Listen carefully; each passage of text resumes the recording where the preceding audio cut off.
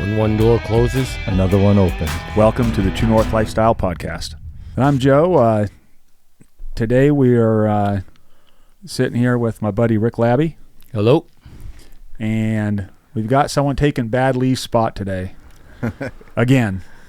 Yeah. Bad Lee being Bad Lee. He must have been late to school a lot, I bet. Yeah, I bet he was. Yeah. When he was a kid. Never showed up. Had an excuse, huh? Yeah. So I'm going to have to, we'll have to give him a call every time now, I guess. Yeah. We got to reprimand get him going. Yeah. So anyway, today we've got Brian Aubry from Norwalk. Do you live you live right in Norwalk, so. Yes, I do. Yeah. Okay. Yeah, he's got a little bait shop there. Yep. Yep. So Brian's on with us today. Bait bucket. Yep. Bait shop. Yeah. What is it? Bait bucket. Yeah. Yeah. He's right at the top of the hill after you go across the big bridge. All right. So back when we were initial talks and starting the this new podcast up, I was talking to Rick, and he was all excited about talking to Brian. Kind of a neat story. Yeah. So why don't you go ahead, Rick, and give me a little bit of background on. Yeah. So I don't know how long ago it was. You originally called me. Yeah, that would have been back in 2019, I believe. Yeah. So like 6 years ago. Yeah. And Brian had been diagnosed with MS. That's right. And he called me because I spent a lot of my life hunting out west and multiple states, and I own a cabin in Wyoming and all that. So I've had a lot of people over the years reach out to me for information on hunting out west, which I'm glad to do with anybody. And so Brian called me, and he wanted to go hunt out west with his dad, and because he knew the MS the doctor told him it was going to get worse, so he wanted to plan a trip out there. So I kind of helped him a little bit with some information, and I believe you went to Montana. I did, yes. Yeah. Yeah. And how'd that trip go? It was a trip of a lifetime with my father. Yeah. It wasn't so much about the hunting, it was about the time spent. Yeah, that's what it's all about anyway. Right. He was almost 80 years old. Oh, yeah. Yeah. You know, and he loved to hunt when he was younger. Yeah. So we hooked onto my camper, put a four-wheeler in the back of the truck, and headed west. Yeah. Originally, I wanted to go to Colorado. Right. But I lost my hunter safety card back when I was 10 years old. Was that 38 years ago? Yeah. And so we went to Montana because if you're born before, I think it's 1986 or whatever. Something I'll tell you about that. So I lost my hunter's card, okay? And with Colorado, all them, if you call the state of Maine, and just because you've had a license, they know you've already had a card, it's on file, they mail you one. Right. Yeah, they mailed me one, and they mailed my wife one. That was, I don't know, 15, 20 years ago, because she hunts out with me. And so you call the state of Maine, Fish and Wildlife, and tell them, say, hey, I lost my hunter safety card. So anybody out there that thinks you can't hunt out west and, oh, geez, I got to go through it. No, if you've had it, they have it on record. If you've had a license in Maine, they automatically know, and they're going to send you a card in the mail. It was something as simple as they had one letter wrong in my last name. Oh, yeah. And for some reason, they couldn't get it for me. So instead of going to Colorado, we went out Montana. there. Yeah. So they require the card itself, or a license from another state doesn't qualify? Right. No. Like Maine does? Right. They wanted the card Okay. itself. Yeah, Okay. you got to have that card on you out there, too. Yeah. Yeah. Yeah, I know. Wow, while you're hunting, you got to have the While you're hunting, because Dana, my brother, one year when we went to Wyoming, the warden come into camp, and he was sleeping there, and I think he'd shot his elk or something, and woke him up. He was taking a nap, and he didn't have his card. And, he told the game warden, he goes, oh, I got a card, I just didn't bring it. And so he said, well, the guy was a good guy. He says, mail me or send me a copy of it, and I got your info. So if you don't, he says, I'm gonna send you a ticket. But he got home, sent him the card. Yeah. I don't even know if I could find mine right now. Yeah. Yeah, I keep a picture of it on my phone, which I think is legal now, with pretty much everywhere. So Yeah. All right, so you couldn't hunt Colorado. No, so I found a state that I wanted to go to that I could hunt because I was born later than what it was. So we ended up going there, and it wasn't so much about hunting for the animal. It was about the trip with my father, who was getting older. And honestly, What were you hunting? I drew a general tag, a general combo tag, which was elk and deer. And then I bought a doe tag for $75. I mean, so just to back up a little bit, because we really didn't cover it. So how long ago were you diagnosed? I was diagnosed in 19 or 20. Okay.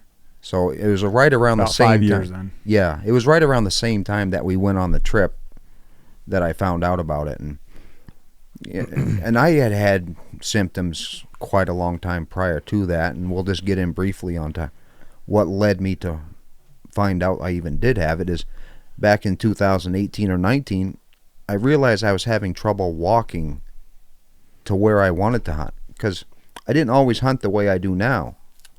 I usually like to walk. I mean, I don't track as like you guys did, but I used to enjoy being out in the woods, walking and finding the deer that way. And in either 2018, I believe it was, I started to realize I was having a lot of trouble walking to where I wanted to hunt. And I never even had a doctor. Like when you say, I don't mean to cut you off, but when you say trouble walking, were you like tripping every once in a while, or was it more just the strength? Fatigue, falling down, weakness in my legs and stuff. And so I said, well, I got to find a doctor, because I didn't even have one. So when I found a doctor, we started doing 56 blood tests and different things, trying to figure out what causes this. And then they sent me for an MRI, and then the neurologist let me know, showed me images of my brain, which I see all these white spots, and those are, and I don't want to get into details and bore everybody, but it's lesions in my brain, which was what MS is. And then there's 4 types of MS, and we're not going to get into that. Well, it's that part's interesting to me, because if you don't know, like myself, don't know a lot about MS, right? I didn't realize it was more of a brain issue as much as it was. I mean, it's obviously a brain that trickles down to your muscles, but the best way that I can describe it to anybody, it's called myelin coating on the nerves in your brain. And it's the same as though you have wires running through the walls in your house, the plastic coating. That's the myelin sheath that covers the nerves in your brain. If a mouse went in your walls, chewed through the plastic coating in your wires, you still have power to these lights, but it can be sporadic. Mm-hmm. They could come and go, they could flash, they could stop, and that's how it is. Okay. So you noticed you were having issues a little bit walking. Yep. And then got diagnosed. Yep. But I never really even gave it a thought until I couldn't hunt the way I wanted to hunt. Then it started bothering me, because oh no, I've always done this. This is what I want to do. I want to get to the edge of this swamp, or I want to get to the other end of that cornfield. I never even gave it a thought until I couldn't hunt the way I want to hunt. Like, now I got a problem. Right, right, yeah. You started realizing it. Yeah. Yeah. Like you were saying earlier, too, we were talking about temperature has a lot to do with how much strength you got every day. It varies. Yeah. Yeah. My temperature regulator is not working properly. Yeah. And, as an outdoorsman, anytime you hear something like that, it's natural to just put yourself in that mindset and say, all right, how would I handle it, or how would it affect me in my lifestyle and the things I do? And so I would imagine, because now correct me anytime because my knowledge of it's very basic. It's a progressive disease that progressively gets worse, and is it different with everyone? They call it a snowflake disease because every snowflake is different. Okay. There's 4 types of MS. Good thing that's why they call it that. We know we don't have a snowflake with us. Right. There's 4 different types. The first 2 are not progressive. The second 2 are. You got secondary progressive and primary progressive. I happen to be one of those. So as the years go on, your symptoms and your disease, your body will decline. So I'm on the only medication I can be on is called Ocrevus, which is an infusion that I have to go get once in a while, and that wipes my immune system out. The only way to slow MS down, or your progression of MS, is to stop your immune system, because my overactive immune system, which is why I never had a doctor, because I was never sick. My overactive immune system is eating my brain, which is the myelin coating, like the mouse chewing on your power lines. Got it. Okay. Yeah. And so when you get diagnosed as an outdoorsman, you start thinking about all that. I imagine it's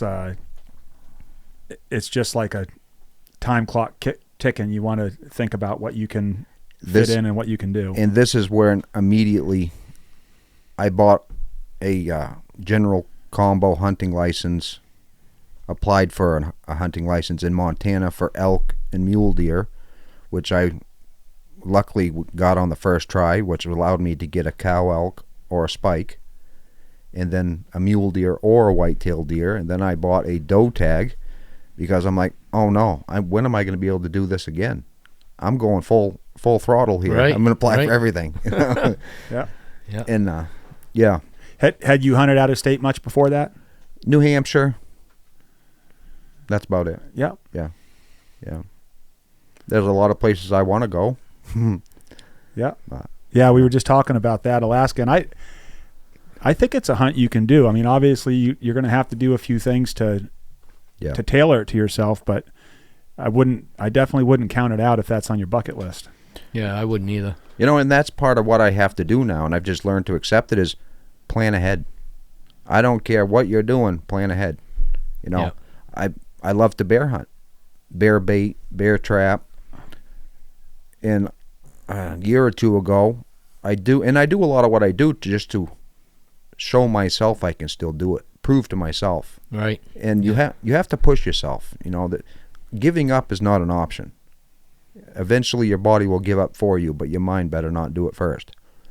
So bear baiting, I was way up in Lexington. The scary part for me is there's no phone service. So when you're lugging 5-gallon pails of bait and falling down every third step or tripping over a stick, or and then the night I got my bear up there, I'm like, I got to get this bear out of here. Bears don't drag good at all, to say the least. Right. They're like big black marshmallows. They just roll and flop and jelly. Yeah. So this was like in 20 or 21, or that was 23. Oh wow, okay. Yeah. All right. So, but I try to go prepared. I try to plan for every single thing. I have a hoist that goes into my Reese hitch with a crane, and it swivels on the top, and I have my 4-wheeler, and jet sled is amazing. I mean, everyone needs one of those. Everybody, right. Yeah. And I mowed over a lot of trees with my 4-wheeler to get close enough to the bear and drug them out. Now I imagine things like your 4-wheeler, are you able to get special permission and stuff like that for? Well, this is, I was hunting on private property. Yeah. So it's not like it was state land or places I wasn't supposed to ride. Right. Some people might say that, but this actually was private property that I was allowed to be there. Yeah. But I would even think, no matter who the landowner is up here, that if you went to them, that they would be sympathetic to that and allow you to do that. Yeah. That year, 2023, was like a bucket list year for me. I gave it my all, and it ended up being a good year. And so your bear hunt you do out of a ladder stand?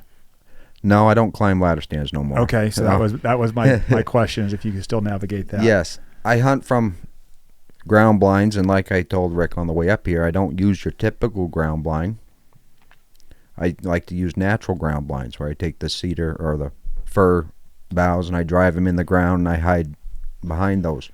And I have more success doing that than I do out of a camo Pop-up blind or Yeah, whatever. Yeah. And I like being out in the elements, eye to eye. I want to be from me to you, Rick, from a Right. 280-pound bear. Yeah. That to me, that's a... That's the whole fun of it. Yeah, Make your hair stand up. Yeah, Right. yeah. Yeah. I mean, yes, I've shot bear out of the trees. I've got 5 or 6 bear, and most of them I shot out of the trees. Now I hunt from... There's nothing like being on the same level as the game you're hunting. Yes. So Watching... I had to think about that for a sec, because when you said you shot it out of the tree, I was envisioning hounds on the ground and you shooting the bear out of the tree, but you meant you were in the ladder stand. Yeah. Okay. I'd rather be, right eye to eye with them. right. Yeah. And There is a big difference in that. yeah. When you're on the Huge. ground, it definitely elevates things Yeah. when you're on the ground with them, Yeah. whether it's a bear, deer, or whatever it is. That's right. Yeah. Yeah. Yeah. So that year you got your bear that year? I did, yeah. I got the bear over bait, and then a good friend of mine, Mike, Linda Howes, they helped me get into the bear trapping. I'm like, well, if I got my bear over bait, I'll try the bear trapping. I never done it, and then they've helped me out so much with that, helping me set up my first traps and stuff, and I try not to hunt the same place twice. So I said, okay, I'm going to trap in a completely different town I've never been to. Right. That's always a new challenge, hunting somewhere different. Yeah, Right. absolutely. Yeah. So she helped me set up a bear trap, and I got one of those too. I'm like, oh, well, this is pretty neat. Then someone gave me a sub permit for a moose hunt. 38 years I've been putting in for a moose permit. I've never drawn one of them. So someone put me down as a sub, and I was able to go get a moose. So then I'm like, oh wow, I got 2 bear, a moose. What zone? Zone 4. Nice. Yeah. So that was 23 September hunt or October? That was 1st of October, Okay. the first hunt. Yep. And you got your moose. What'd you get for a moose? What was that? 48-inch spread. One side was busted off. Yeah, I had a lot of fun. Good. I mean, Yeah. it was an amazing trip, and I learned a lot. Was it someone you knew that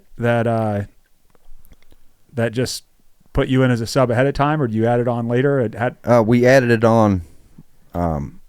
after they got drawn. Yes, like was it up to 30 days before your hunt? Yeah. You can add someone on, and this person was nice enough to add it on for me. I love hearing stuff like that, just because. Right. I mean, that's just Yeah. they sacrifice themselves. That's right. That's right. Yeah. Yeah. That's Their great. moose, That's so great. you- It's really great too, because I can remember back in the olden days, once you drew, if you hadn't picked your subs, you couldn't do it. So I Right. mean, I think that's a great option from the state Right. to allow that now. Right. Yeah.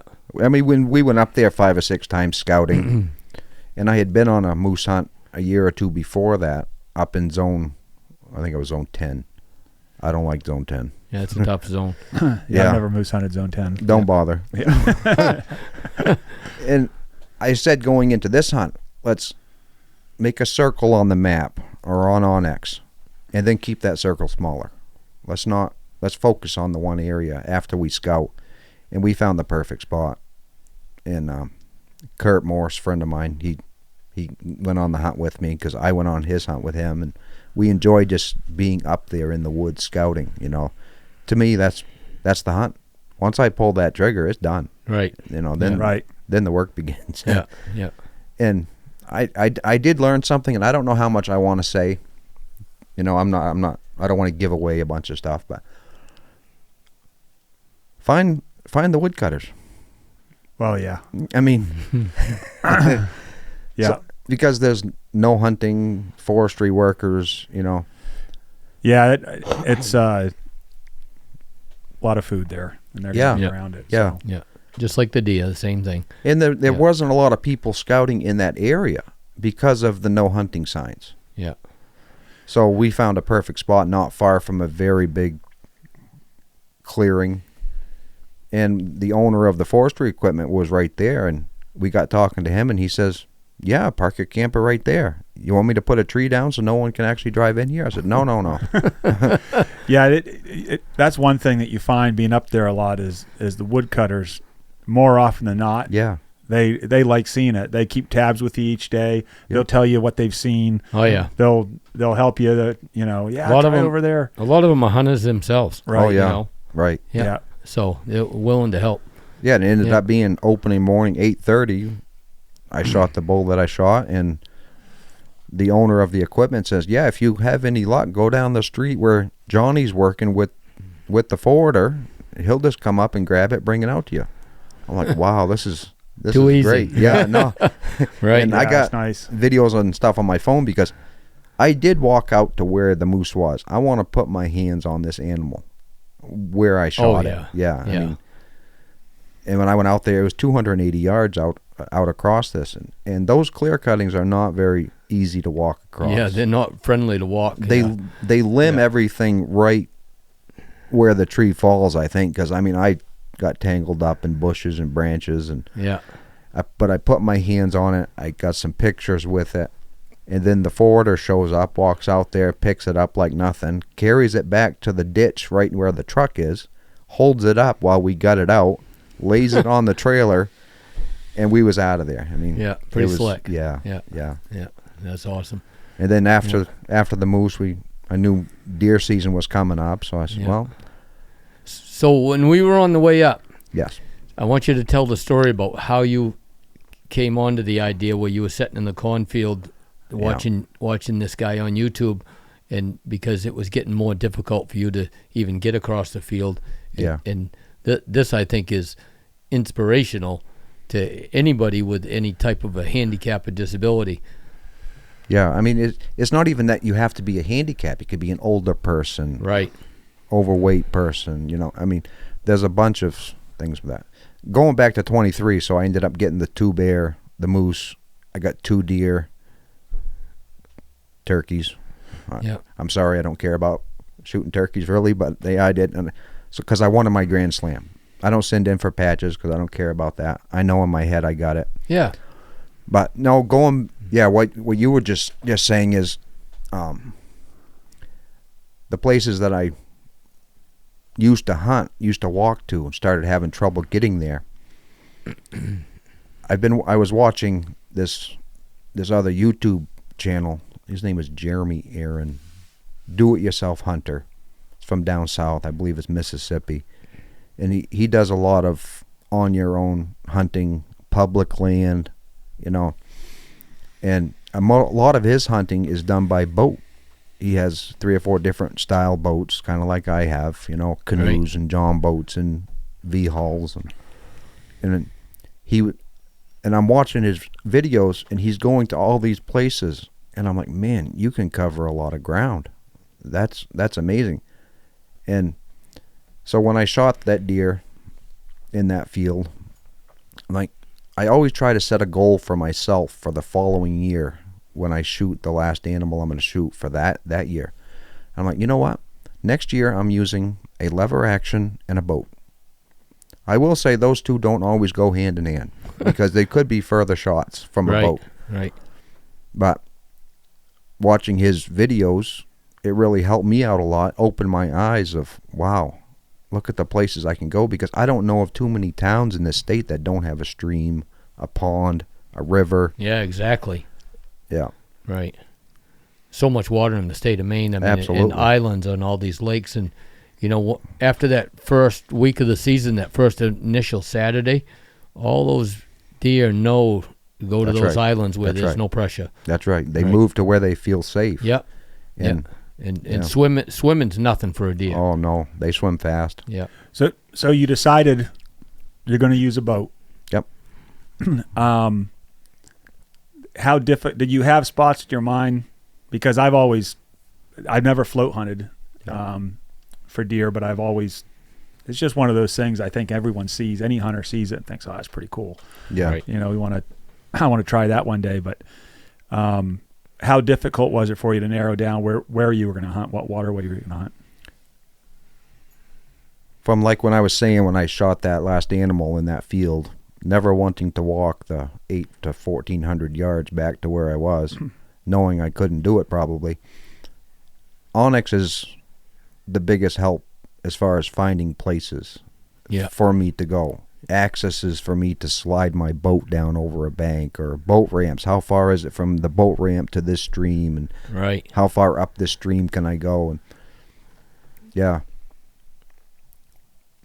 So you use the Onyx and find your spot. That's right. So the first time you went, typically how far are you traveling on the water? Well, I'm not trying to find your spot. No. No, and we had talked about this on our ride up here. I did a lot of scouting on Onyx, and then when I find a spot or an island that I want to go to, now I look for access to get there with my vehicle, my truck. And this particular one, I found a road that goes right down to where I wanted to hunt. Realized I can drive straight to the bank, and the place I was going was 50 yards across. I did not get a deer. You use a trailer with your boat or slide it in the truck? No, I have a 10-foot. It's probably my favorite boat. A 10-foot by 36-inch wide John boat. It's super light. Yeah. I know it don't weigh 100 pounds. I pick up one end, slide it on my tailgate, and I can push it right up in there. Yeah. You know, and then you load a trolling motor and a battery, and it does add Electric up. motor. That's right. Yeah. Yeah. Or I have a small two-horse Honda, but there's nothing like an electric motor when you're trolling through a small stream looking for deer. Right. Yeah, I can see that. Yeah. Yeah. Because they don't even suspect that you're going to be there. Right. They're not scared of you. Yeah. So how many years have you been successful from the boat? Oh, a couple now. You know, it hasn't been that long since I started doing it, but I don't believe I'll ever go back to any other way, because I realize how much easier this is for me. You know, because I can't, do it too many other ways other than use the lifetime permit I have to shoot out of my vehicle, which I don't want to use that. Right. Yeah, I don't blame you. You know, I'd want to keep doing it. Maybe I haven't done it yet, but as maybe challenging as possible. Yeah. I want to push myself. Yeah. You know? So you actually shot a 200-pounder out of your boat. Yeah, it's 8.202. I want to hear this story. Yeah. Well, this is actually a pretty good one. It was the third day of hunting season last fall. It was 70 degrees out. I'm like, I'm not even going hunting, but I want to put some bait traps out. And there's all these coves and stuff. Yeah, because you sell your bait shop. Yeah. And it was 70 degrees out. I'm in a T-shirt, and I called a friend of mine, Mike Howes, and he says, you better bring your gun with you. If you're not, you're going to be upset. And I said, okay. I weren't going to, but okay. So I put this boat. Great. I put this boat on the trailer, and I launched it at a boat landing, and I headed towards where I wanted to put my bait traps. And there must have been 1,000 ducks and geese in this area. And I see these two objects swimming straight in a straight line right across. I'm like, well, that's not a duck or a goose. So I veered over towards where they were headed. One kept going. One turned around, and I see, boy, that's got some pretty nice horns on it. And it swam all the way back across, and it got up on shore, and I shot it. It slid back down, so its hoofs were almost in the water. Huh. I drove the bow of the boat up on the shore next to the deer, went to the front of the boat, took my bow line, wrapped it around its antlers, backed up, and headed back. Just like that? Just like that. Floated him. And I got a little nervous at first because the deer went under the boat. And I didn't know where it was. I'm looking around because it wasn't right there next to the boat. It went under and was on actually the V of the boat. Yeah. I got a couple 100 yards, and I hear this. I'm like, oh no, what is that? Its hoofs was in my prop. So I had to go back to the bow of the boat, tighten up the lines around its horns, then head back. And a friend of mine, David Frost, was there to help me because a 202 deer is heavy, then wet. Yeah. To drag it up onto shore, into a jet sled, into a truck. Right. Yeah. And he wasn't gutted yet at this time. No, No. because I don't think they would float if you do. No, I don't either. Yeah. No, Yeah, they won't float. no, No. yeah. So but that wasn't your first one from the boat, or was it? Yes, it was. That was your first yeah. one. Yeah. Yeah. Yeah. Lucky your friend told you to bring the gun. I know, because I almost didn't. But I never even put out any bait traps. I didn't make it there. That's all right. Yeah. No, Yeah, that was a good sacrifice for that day. Yeah. Yeah. So I would imagine after that, it just gets your wheels turning for the next Absolutely. year. And It amps me up. I've already picked out 4 or 5 spots for next year. Yeah. Or no, it would be this year. I got a now. couple spots I'm going to show you on Yeah. the way home. Yeah, and there's one pretty close near you that I've been scouting by a drone. Yeah. And I've already had my boat on one spot, and there's other places I want to go, but it opens up your eyes to different places.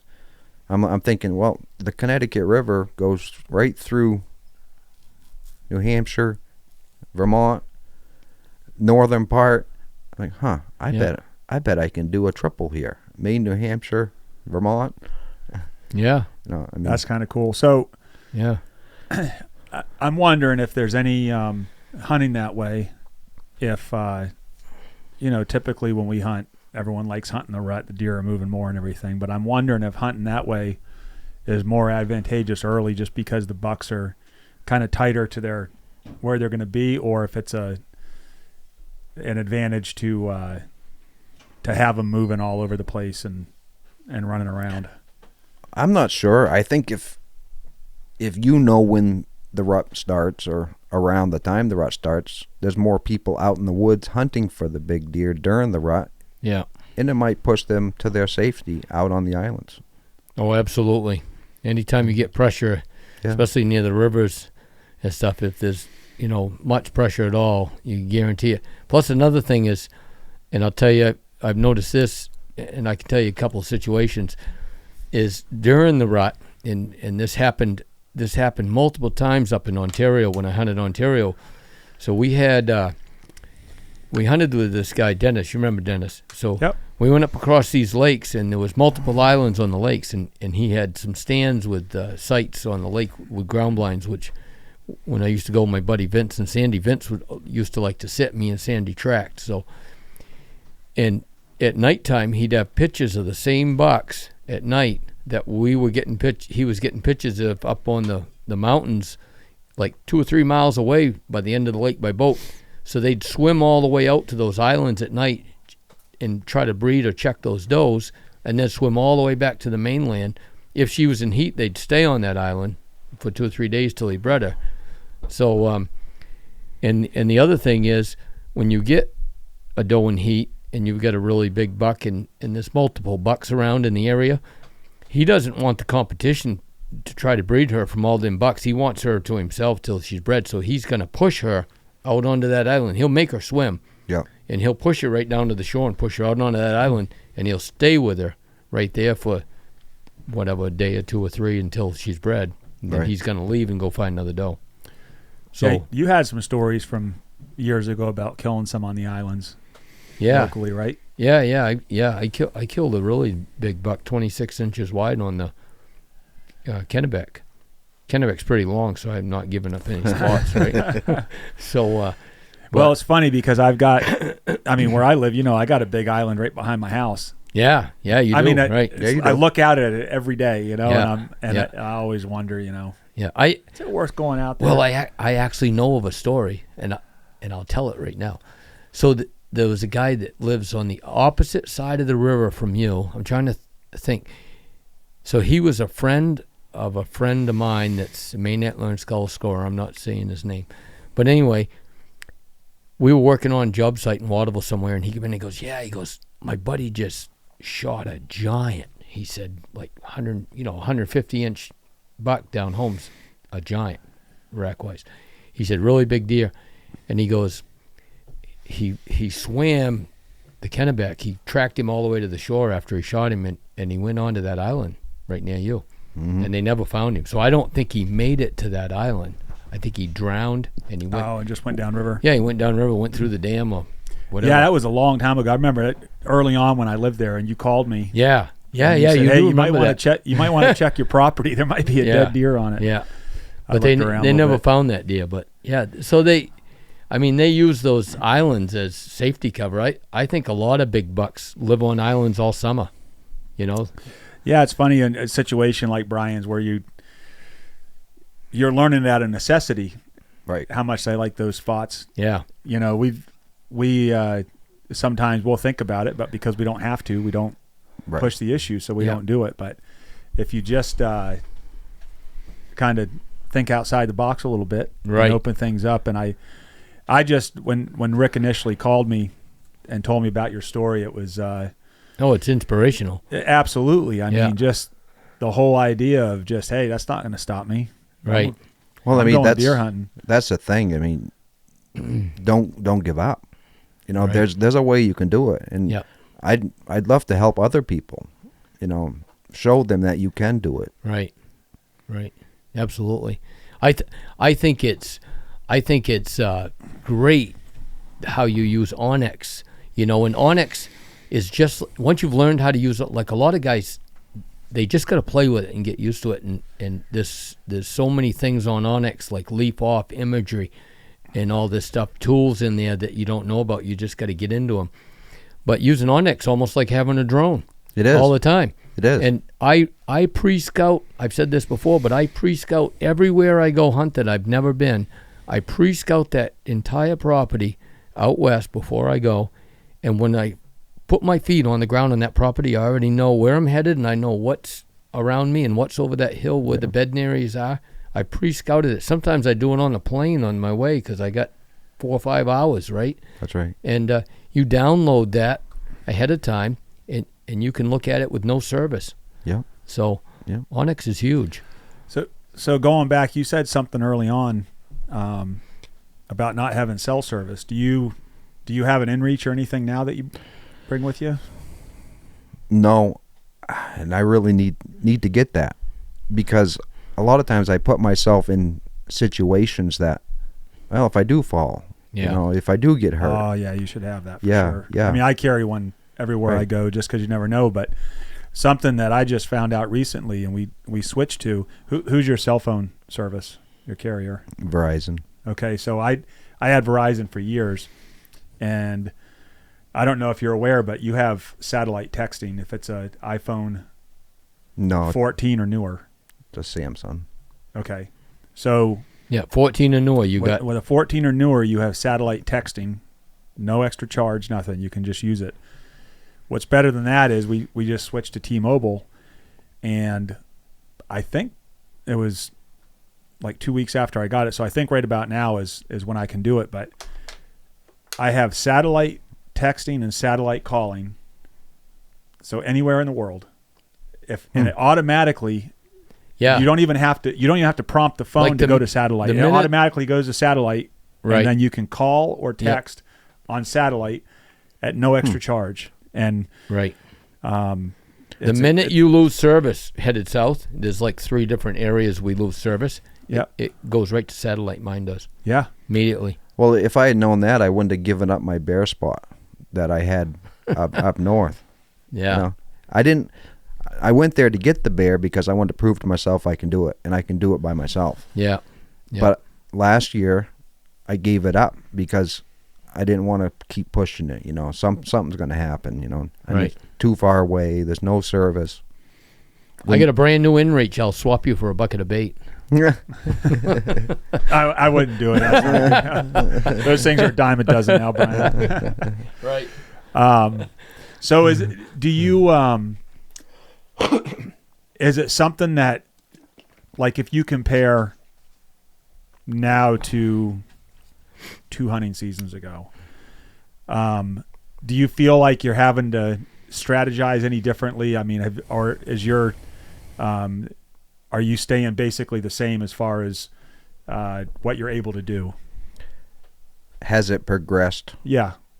Am I having a harder time getting around Yeah. to where yeah, probably. Yeah. Yeah. And that's how it's going to be, and I've come to accept that. Yep. And I just try to change where I'm going, how I'm going to do it. I would imagine if you don't already, which I got to imagine you do, that you'd have a list of people that you could call on. I mean, I know you said David came and helped you, which is great. Yeah, I have a friend. I mean, I call him and he's there and every time. Yeah. Josh. Yeah, that's awesome. Yeah. I think there's enough people around, any area, including this area, that, if you're a hunter and especially if you got a disability, you're glad to go help them out, I think as a general rule, hunters would help each other if they needed help, Yeah. Oh, yeah. Absolutely. Yeah. So do you have any out-of-state trips planned this year? No, other than maybe New Hampshire, Connecticut River. Yeah. I really want to try it. Yeah. I think you should. Yeah. You got to. Yeah. Right. Might find a gem there. You never know. I mean, other than the cost of a hunting license and the gas money to go there, I have nothing to lose. So when you're doing the river hunting, are you primarily just hunting from the boat and slipping down through there and looking for them on land? No. Or you're going to your spots and going in? No, I love to scout different areas. Hunting for me is not hunting for the animal as much as it is hunting for the place to hunt. The scouting. Scouting. Yeah. That's what I enjoy because I can do that year round. Right. So when I find an area I want to hunt, then I'll with Onyx, or I bought a drone for scouting for animals, deer, moose. Yeah. And it's actually come in handy to go up and look to see what the terrain is like. You say I want to put a game camera in on an island. Well, is it wet getting there? Is there trees down? Yeah, right. Or streams too. I mean, I was scouting this past week on my Onyx of a stream I wanted to try to, canoe down through or something. So I went near there with my drone and I went up and I'm glad I did because 150 yards around a corner, the beavers had chewed trees and they fell right all the way across. So it would have been a waste of my time. To try. So now I have to find another spot to access that. Yeah. Yeah. You use cell cams or the old style? Yes. Yeah. And that's been a big help too. I bet. Yeah. Reveal, was it Tacticams? Yeah. Yeah. Yeah. The cell cams are good except for like the reveals don't seem to hold up very well. I have a lot of issues, so yeah. I use Spy Point. I have pretty good luck with them. Yeah.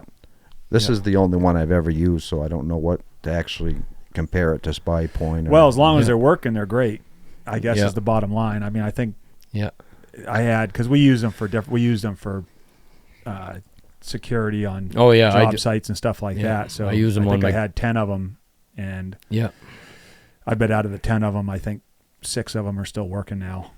Huh. I did have a problem with that on a bear bait site, and it wasn't sending pictures or anything, and I had to call customer service, which they are very helpful, but I had to go back to the site and recalibrate something, and I'm like, you don't understand, that's a long ways away, but right. Yeah. Well, it's it certainly makes me think about wanting to boat hunt a little bit. Oh yeah. Just because it's well, it sounds like a fun way to go. Well, the remoteness of it, that's the main thing. Like on foot, to go to places he's going now compared to what he used to do, it used to take him probably 45 minutes or an hour to walk into a spot that now he can go by boat with very little effort, and he's there. The minute he steps up on the shore, he's there, right? Yeah. So the minute you get out of your boat, you're hunting because the buck could be laying down right there. Absolutely. Yeah. I took a friend of mine, a couple weeks ago, scouting on a new stream. I wanted to see what was out there, see where the tracks are going up out of the water. And right. He was amazed. I'm like, wow, you can cover some ground just at an idle. You're just trolling along. Oh yeah. And if you look at the shorelines, I mean, you're covering a lot of ground quickly, and you can see so much. Yeah. So you do a lot of fishing too? I do a lot of scouting. When I go, if I catch a fish, it's a bonus. Yeah. The bait shop guy that doesn't fish. Yeah. No, basically, he's scouting for deer year round. You know, Yeah. And we all do that. If we're hunters, you're scouting Right. for moose. You know, we're looking for moose. Whatever that next season coming up, you're always thinking about where you're gonna hunt, new areas to hunt, whatever zone unit you're gonna hunt, whatever. And so you're scouting all the time. Half the time when I'm fishing some of my remote ponds around here, I'm still scouting for deer, and I'm walking in all the time. Yeah, shed hunting's the same way. That's Yeah. where, Yeah. you know, I find so much buck sign Yeah. that I would have not Yeah. ever been onto. Right. That's right. You know, from shed New hunting. areas, everything. Yeah. Right. Well, like when I'm trolling for fish, I like to troll along shorelines because now I can kill 2 birds with 1 stone. Yeah. You can see the tracks coming down into the water. Yeah. So do you find that I know like here on this lake there's one spot that most of the game likes to cross just because it's the narrowest spot of the lake. Right. Yeah. And it's Pinch pretty points. evident to be it's pretty evident, you know, you can see it. And over the years we've seen moose and deer swimming across there. Although I don't know if it was last year or the year before, we saw one right over here by the island. It came across the big part of the lake. We're sitting there on the porch drinking coffee, and I look out right here behind the camp, and there's a deer standing up. Well, I first saw it swimming. I'm like, what the heck is that? You know, it just had. Yeah, you Sure don't enough, it's a see deer standing much. up. Yeah. And Yeah. but I would imagine on like where you're going, where it's a river or a stream, that it's going to be a well-worn trail. Yes, and I went back there this spring picking fiddleheads, and they used the same path. Yeah. The same trails. Oh yeah. Yeah. Yeah. There's actually an island down on the coast I wanna scout. I've already sent my drone over. But yeah, there's an island. It's about 1,400 yards from the mainland, but there's supposedly a bunch of deer on this island, and that would bring you into zone 29. So that's expanded archery, so it wouldn't mess up my rifle hunting up here. So Yeah. Yeah. I'll actually make scrapes like in July and August. yeah, If I want to see, like I'm looking for a big buck that I wonder if he's still around, and I'll set a camera up. I'll make scrapes in July and August, and they'll actually check those scrapes. I got pictures of them with a pod in them. You know, they're not doing their thing, but it's a year-round thing. They know it's coming, right. and they're still going to walk up and say, who's this guy here? So they want to know who made that scrape. Yeah. So, I mean, it's a good way to get a buck on camera, because he'll just kind of walk over there and stand still for a minute, whereas you might have had your camera up and he just went by it by 20 feet and you never saw him. That's right. Right. Yeah. When you're making those scrapes in the summer, what are you putting in it? I don't put anything in them. You just make the scrape Just yourself make it, under a branch. And Yeah, I'll just make a scrape under a branch. Yeah, Hmm. Lots of times I just dig them out with my foot, make a scrape on the ground, and you don't piss in it or anything? no, No. Huh. no. That's No. pretty cool. Yeah, you'll see if there's a big buck around, he'll put his footprint in it. He'll step in it. Yeah. But Well, it's I really appreciate you driving up today, Brian. Yeah. We'll definitely. I mean, we live right down the road from each other, so I know I'll see you. And I have seen you around. We've never met formally before, I don't think. But yeah, I've seen last you time I around. saw you was at Pine State Armory.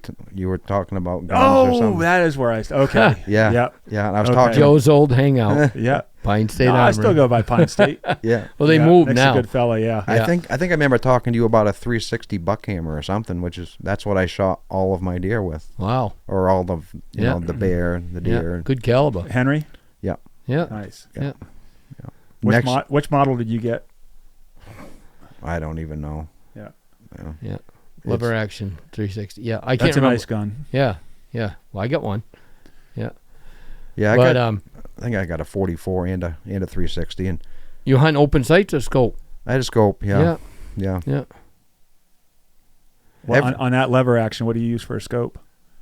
Oh, I'm trying to think now. I think I got a Vortec, 2 to 6 or Yeah, low power. yeah, Nice. yeah. Yeah, that's pretty handy having.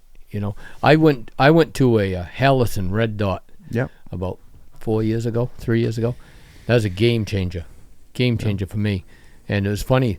We were down at Pine Grove Lodge last Saturday night, and we were talking with Glenn Bombardier and Timmy Baldick and Lanny Benoit were all there, and they invited me over. And so we got talking about, sights and scopes and everything. And And I had talked to Glenn about my Hallison. He had heard about me using it, so he called me up, and I said, I'm telling you, Glenn, it's a game changer. I says, day and night. So he put one on his pump, and he loves it. And then, so we think we got Lanny talked into putting one on because, as you get older, your eyes don't focus from the front and rear sight like they used to.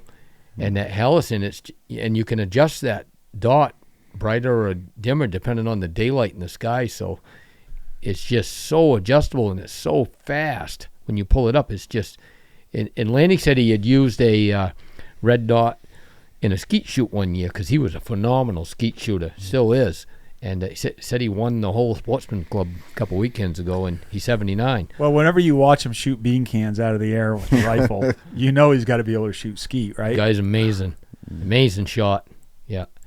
And, but yeah, so that red dot to me is just a game changer for me, but I do miss not having, that's why I always carry binoculars, because I miss not having, the telescopic sight where I can magnify it in or out. Yep. That almost cost me a deer this year, but I still killed him, and I figured it out. Yeah. Yeah. Yeah, I've got the Holosun sight on one of my guns, and I've just got it there I use it in place of a peep. Yeah. Yeah, me too, in place of a peep. So it's not something I use every day. I'll bring it twice as fast as a peep. Really, if there's a lot of snow or whatever. Right, because you're not dealing with two objects you got to line up. It's just one. Right. Yeah, and no matter where you got your eye, if that red dot's on the animal, that's where it hits. But I agree with you. I'm a big fan of optics binoculars. I mean, it's just finding the right one. I use some compact Leupold. Absolutely. Yeah. It just, lots of times you see a spot in the woods that might not look right, and you almost think it's a deer or whatever, and you're not sure in your mind. Just a quick look, a half a second with a binocular, and you go, oh, yeah, that's a buck. Or whether it's an ear or whatever, a piece of antler, just confirms it, because I don't care how good your vision is at distance, things blend in, things don't look right. Especially at dusk. Oh, yeah. Yeah. Early in the morning to dusk, both of them. Yeah. Yeah. So you killed another buck you didn't tell about with your boat, too. Said you killed two, huh? Since you got your boat? No. Oh, you haven't? No, two just since he's been diagnosed. Oh, okay. Yeah. Well, no, more than that. Oh, okay. As far as deer, yeah. I mean, I was diagnosed in 2019 or era. Yeah. Yeah. So I guess while we're closing up here, I'd want to just say again, touch on events coming up, which you said you're going to hunt stock too? I thought about it. Yeah. No, Have you been yet? No. Oh, you should go down. Yeah. You got to go. It's a good time. Yeah. Really good time. I like going to those and listening to people's, speeches and stuff, because I may not hunt the same as you, but I always pick up something. You always learn something, you know. I always say that. I said, if everybody in that, group walks away with one thing that they learned, one thing new, it's going to make them a better hunter. You did your job. Yeah. So, that's one thing about teaching is I kind of change it up. I think we all do, try to change it up a little bit, not do the same exact class every time. And yeah, you had said something at the Sportsman show last month or something that I never even thought of. The width of a deer track, not just the stride. Yeah. I'm like, wow, I never thought of that. The width to me is more important than the stride on age. Right. Yeah. Yeah. But so anyway, if hunt stock is in early August and down in Massachusetts. Yeah. And if you put in promo code TTN, you'll get a 10% discount on your ticket. Nice. And that's going to be a great time. I'm looking here to see. We got August 8th, 9th, and 10th. Yeah. Yeah. And we got, there it is. I know there's like 8 or 9 guys on, speakers now this year. Patrick's really done a great job lining people up. Yeah, really good. I know Dan Infalt's coming out. Dan's He's a coming. hunting beast for anyone who's not following him. Yep. And Barry Wenzel's coming. Yep. Yeah, huge bow hunter. And also Randy Flannery's coming. Okay. Yeah, he's on there. Me and Joe Nanito, I think's coming. Yep. Hal. Speaking down there. Yeah. And So bunch of others too. We talked about it before. I never realized there's like a camping area that pretty much everyone stays at. We had always stayed somewhere else before, but I'm looking forward to that as much as anything. Yeah, we're bringing the wall tent down, and we're all gonna camp out and hang out, just have a like good hunting time. season. Right. So mark your calendars, buy your tickets, and plan on hunt stock. But again, Brian, I really appreciate you coming up. Yeah. And your story's great. And we're going to be following you. We're going to have a big buck to post on our site this year after you kill it. So and then you'll come back and tell your story. Hopefully that's true. Yeah. And maybe I get a chance to take somebody else, Absolutely. Yeah. I think it really is inspirational to someone. I mean, it would have been really easy to just kind of be like, well, I guess I'm just going to sit in a blind now or whatever. And doing it like you're doing it, you're still covering ground and getting that experience. And like I said early on, don't cross the Alaska moose trip off your list. I think that's a doable one. Yeah, I too. know it's doable for you. Yeah. So, especially if you had, got somebody with you to help and all that, it's definitely doable. But yeah, so I think anybody out there that's, inspired by Brian, like I said, he's got the Bait Bucket Bake Shop right there in Norge Walk. Stop by and see him, and he'd be glad to talk to you about it. And yeah, I'll be by just to BS every now and again too. I'm over in that neighborhood quite a bit, so now that we've formally met, I'll be by. And I have seen deer swim across to that island. That's right near you. Give me some pressure on that now. Nice. No. Braden's probably already got it scouted out. He's like, what are you talking about it for? Yeah. Jeez, I had that spot all scoped out. Yeah. No, that wasn't one of the places that I had planned on going, but I have seen it. Yeah. I'll tell that story real quick. So I actually killed that 26-inch wide buck on an island in the Kennebec, south of Skowhegan, and I was working for a guy, and he told me that morning I was working for him, and he goes, "Yeah, you're a deer hunter," and I said, "Yeah, a little bit," and I guess he'd heard I hunted, and I said, "Yeah, a little bit," and he says, "Yeah, drinking coffee," he says, "like the last 4 or 5 days in a row," he goes, "there's a great big buck," he says, "he comes down, sitting on my porch, and he says, swims out to that island." I go, "Really?" He says, "Yeah," he says, he had your attention then, huh? Yeah, and I said, who owns that? Can you hunt it? Yeah, he says, it's not posted. He goes, I don't know who owns it, really. So I only worked about another 30 minutes, and it was eating at me pretty hard, and I kept looking out at that island, and I left. Went home, got the canoe, went back with a friend of mine, told him, I says, "Hey, I know there's a big buck, I think, on an island." I said, "You want to go try to kill him?" He goes, yeah. So we canoed out, and he dropped me off, and I told him, I says, "You go back on shore, and stand on shore." And I said, "I'll go up to the island." It wasn't that big of an island, really. It's probably, I'm thinking back now, maybe at the most 300 yards long, and at the most. So he was so it never would have been more than like 150-yard shot either way. And I left him on shore. So I went down through the whole island. I come out the other end, and I'm down there standing in the store, and I picked my shoulders up. I said, no. So I'm like, maybe he didn't swim out there today, right? So I kind of walked through the middle of the island, kind of zigzagged, and I wasn't really, I was hunting, but I just expected the deer to blow off to him, and he was going to shoot it, and when it come out of the water and stuff. And so I went back through, and the island is kind of like a football, this island. And everybody's going to be looking on it now. But I don't hunt it anymore, so it don't matter. But anyway, it was kind of like a football, so I knew I had kind of missed quite a bit of area in the middle of it, right? It was like maybe 200 yards wide in the middle or something like that. And so I kind of went towards that other shoreline, towards the big part of the river. Well, there was some swale grass and some alders down in there, and I'm just sneaking back, and I look like that, and that buck was standing down in the water, almost to his knees.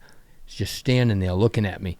So he knew when I went down through that island, he knew he was on shore. Yep. That's how smart these big ones are. And he didn't really want to swim, so he just went down into that and he was waiting for me to come back by, but I shot him right there. Yeah. Yeah. Pretty cool. Yeah, he was 203. I've shot a lot of bucks that weighed 203, quite a few of them. Yeah. But Yeah. So, all right. Thanks for listening as usual, and we'll see you next time. remember, folks, till next time, shoot straight.